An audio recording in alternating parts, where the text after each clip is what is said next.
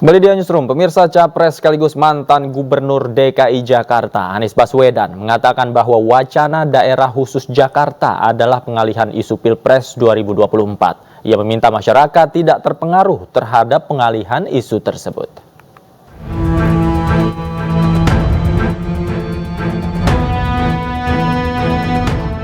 Capres sekaligus mantan Gubernur DKI Jakarta, Anies Baswedan mengatakan isu DKJ dihembuskan sebagai pengalihan isu.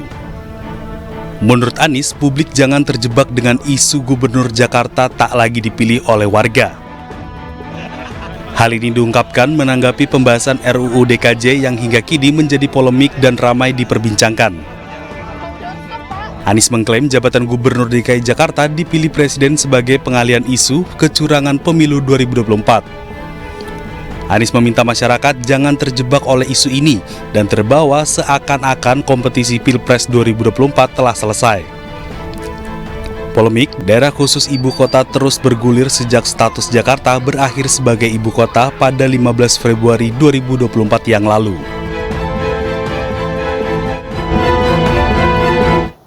Lalu benarkah polemik perubahan status Jakarta sebagai pengalihan isu Pilpres 2024? Untuk membahas lebih lanjut, kita sudah bergabung dengan Hidayat Nur Wahid, politisi PKS, dan Habibur Rahman, politisi Partai Gerindra. Selamat malam Pak Hidayat. Pak Habib. Selamat malam Mas Davi dan Habib. Oke, saya ke Pak Hidayat terlebih dahulu. Pak Hidayat, betulkah apa yang dikatakan oleh Anies Baswedan bahwa ini adalah pengalihan isu Pilpres 2024 yang belum usai? Ya, kalau saya memahami pernyataan Pak Anies adalah sebuah pengingatan pada seluruh warga Jakarta maupun di luar Jakarta bahwa pemilihan umum Pilpres belum selesai dan semuanya penting untuk terus mengawasi dan mengkritisi.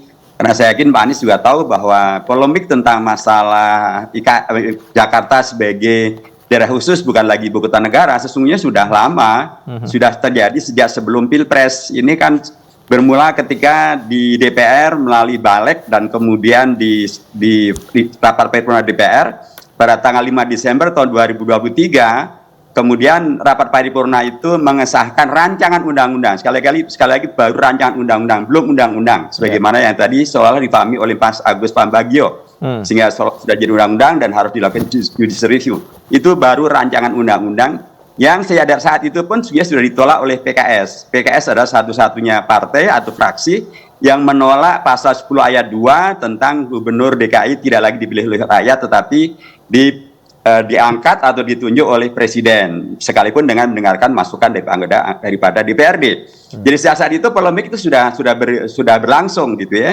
Dan memang alhamdulillahnya setelah rapat paripurna tanggal 5 Desember tahun 2023 itu kawan-kawan kami dari beragam partai kemudian menyampaikan penolakannya sebagaimana sebelumnya disampaikan oleh PKS. Dan bahkan kemarin setelah sidang paripurna terakhir atau bukan masa sidang di DPR, Wakil Ketua DPR Pak Subidasko dari Gerindra, fraksinya Mas Habibur Rahman ini, beliau menyampaikan bahwa seluruh partai sudah satu kata, bahkan dengan pemerintah juga satu kata, bahwa Gubernur DKI tidak sebagaimana yang disebutkan dalam rancangan undang-undang itu akan ditunjuk dan atau diganti presiden, tetapi akan dipilih oleh rakyat melalui pilkada. Jadi sesungguhnya permasalahannya sudah selesai karena DPR semuanya sudah menyatakan satu sikap, sebagaimana disampaikan oleh Pak Subidasko, menyatakan satu sikap menolak pasal 10 ayat 2, di mana gubernur tidak dipilih oleh rakyat tetapi diangkat atau ditunjuk oleh presiden, tapi akan kemudian kembali kepada ketentuan umum yang ada dalam konstitusi pasal 18 ayat 1 dan ayat 4, di mana gubernur dipilih secara demokratis oleh rakyat, tentu undang-undang tentang pilkada.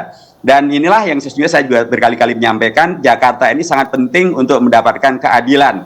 Karena sesuai dengan konstitusi, setiap daerah itu di mana ada gubernur, bupati, dan wali kota, mereka mempunyai pemerintahan daerah yang dipilih oleh rakyat secara demokratis dan mempunyai anggota DPR dan anggota DPRD yang juga dipilih oleh rakyat melalui pemilihan umum. Tetapi Jakarta DPRD-nya hanya dipilih di tingkat provinsi, di tingkat kabupaten dan kota tidak dipilih. Pada itu tidak sesuai dengan konstitusi, dan apalagi sekarang Jakarta memang tidak lagi menjadi ibu kota negara, dia seperti daerah umum. Dan daerah umum yang lain yang punya kekhususan, sebenarnya bukan hanya Jakarta, tapi ada Jogja, ada Papua, dan ada ada juga ada juga Baik. Aceh gitu ya. Baik. Dan semuanya memilih bupati wali kota selain Baik. DPRD, Baik. bupati dan kota.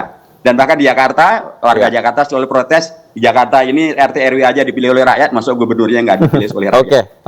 Oke, saya ke Bang Habib. Bang Habib, kalau Anda menafsirkan apa yang dikatakan Pak Anies Baswedan seperti apa? Jangan sampai ini DKJ ini menjadi pengalihan isu tentang Pilpres.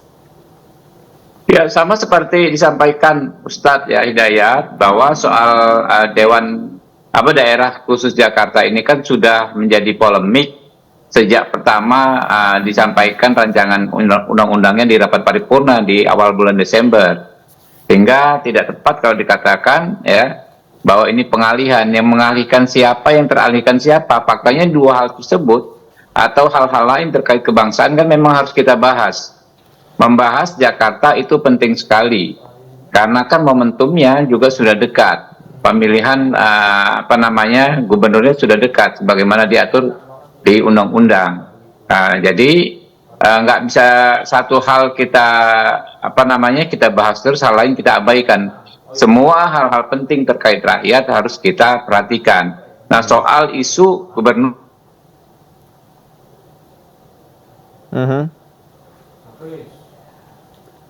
Oke, baik. Ini ada gangguan audio dengan Pak Habib. Saya kembali ke Pak Hidayat terlebih dahulu deh. Pak Hidayat, tapi sikap PKS itu jelas menginginkan ibu kota tetap ada di Jakarta atau seperti apa?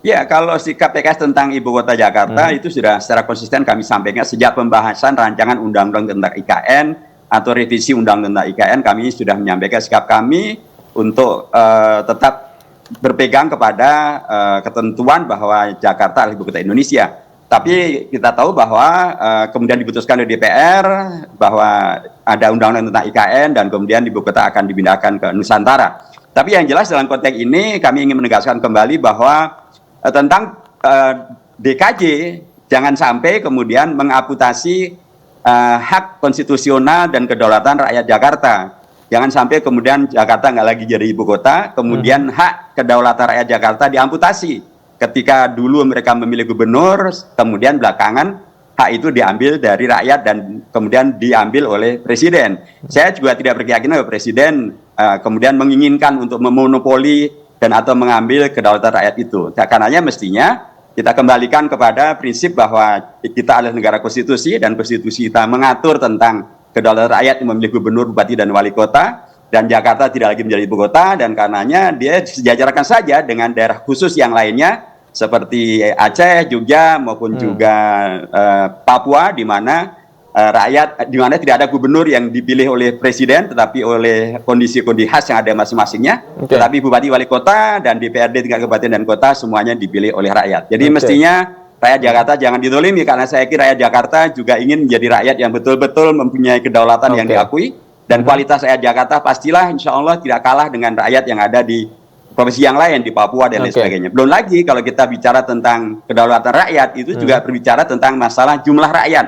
Pemilihan umum terkait dengan jumlah, dan warga Jakarta jumlahnya 2 kali lipat daripada warga Bali, 2 kali lipat daripada warga Jogja. Kalau kedua daerah itu juga menjadi bagian daripada yang sangat dipentingkan karena masalah ekonomi, masalah hal-hal yang kemudian menjadi keunggulan di Indonesia.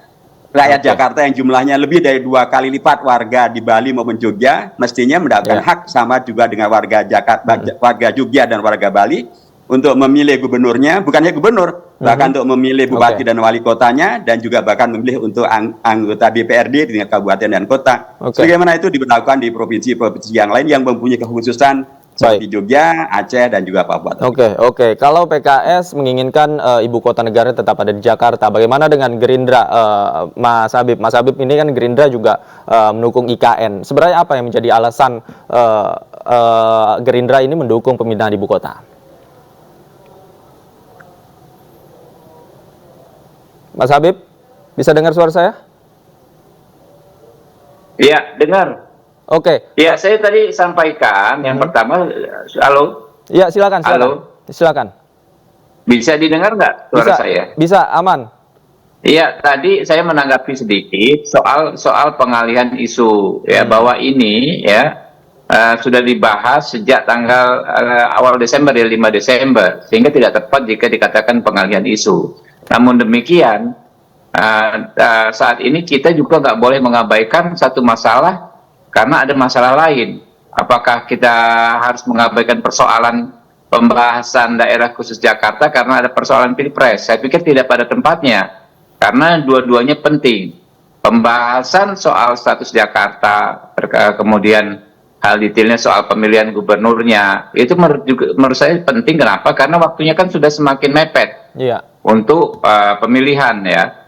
Jadi kita juga harus sampaikan ke masyarakat, dan kita harus juga menyerap aspirasi masyarakat saat ini. Makanya itu isu soal DKJ ini harus terus kita sosialisasikan. Apakah ada soal Pilpres, ya sama-sama kita selesaikan, ya. Tapi DKJ ini kita butuh masukan masyarakat. Kami anggota DPR RI Dapil Jakarta, ya, kami selama ini juga melihat banyak persoalan yang harus dibenahi, dan ini ada momentumnya pembahasan undang-undang DKJ. Seperti, ya, apakah wali kota, apakah bupati administrasi yang ada di Jakarta ini masih tetap harus ditunjuk? Apakah tidak bisa juga dipilih sebagaimana di daerah-daerah lain? Karena kan kita sudah bukan ibu kota negara lagi. Lalu ada juga lembaga penyalur aspirasi masyarakat kayak LMK, kayak Dewan Kota, ya. Itu pemberdayaannya seperti apa? Kalau kami menerima masukan, itu harus diberdayakan lagi. Nah, sehingga, ya, menurut saya pembahasan undang-undang ini haruslah benar-benar kita seriusin, ya. Dan masyarakat kami undang, ya, mulai masa sidang ini hari Senin besok, datanglah berbondong-bondong ke DPR, sampaikan aspirasi terkait, ya, penyusunan undang-undang daerah khusus Jakarta ini.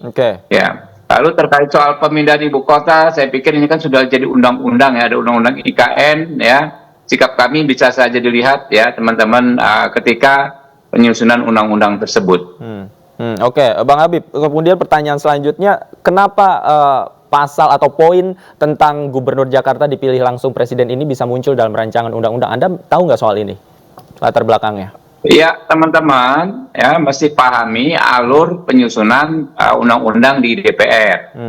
Nah, yang disampaikan pada 5 Desember itu kan baru draft awal, ya, yang dibutuhkan untuk menyetujui apakah undang-undang ini disepakati dibahas, lalu akan ditunjuk alat kelengkapan dewan yang akan membahasnya. Dalam hal ini ketika berproses, kemudian pada akhirnya disebut dan diputuskan alat kelengkapan dewan yang akan membahasnya adalah kembali balik Badan Legislasi. Jadi apa yang dibahas balik sebelum tanggal 5 dengan sekarang ini dua hal yang berbeda. Kemarin baru draft, sekarang harus membahas draftnya.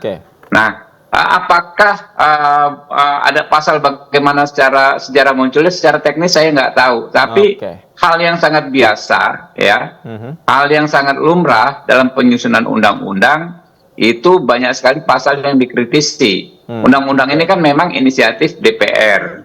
Pemerintah akan membuat yang namanya daftar inventarisir masalah atau DIM.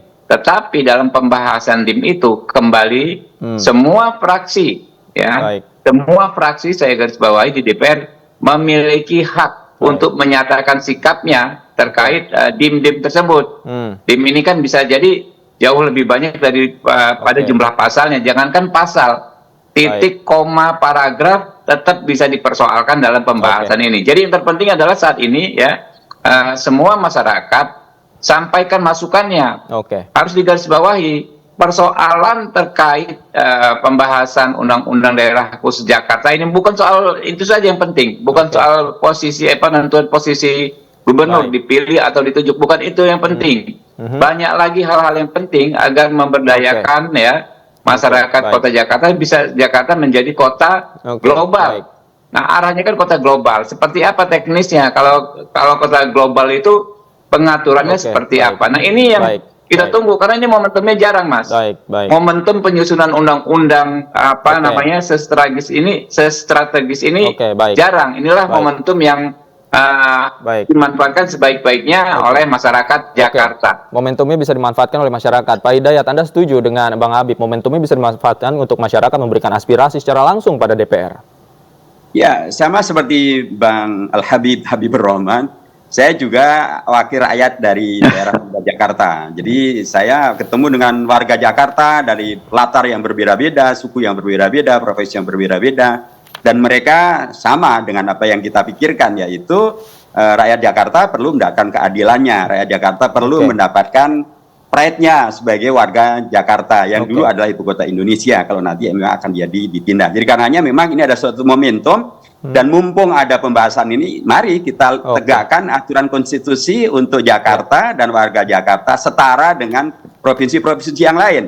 Setara dengan yang di Aceh, yang di Jogja, yang di Papua. Rakyat Papua saja memilih gubernur, rakyat Papua saja memilih bupati dan wali kota. Masa rakyat Jakarta tidak memilih warga Jakarta saja? Dan jangan sampai, ini ada tokoh sejarawan Betawi kita, JJ Rizal mengatakan, jangan sampai RUU DKJ itu nanti dimaknai sebagai rancangan undang-undang daerah bukan khusus, tapi daerah company Jakarta karena tadi kedaulatan rakyat yang diamputasi gitu. Kita tentu tidak ingin itu. Kita ingin betul-betul kekhususan Jakarta justru akan meningkatkan kualitas hidup di Jakarta, demokrasi, dan karenanya ada keadilan untuk warga Jakarta.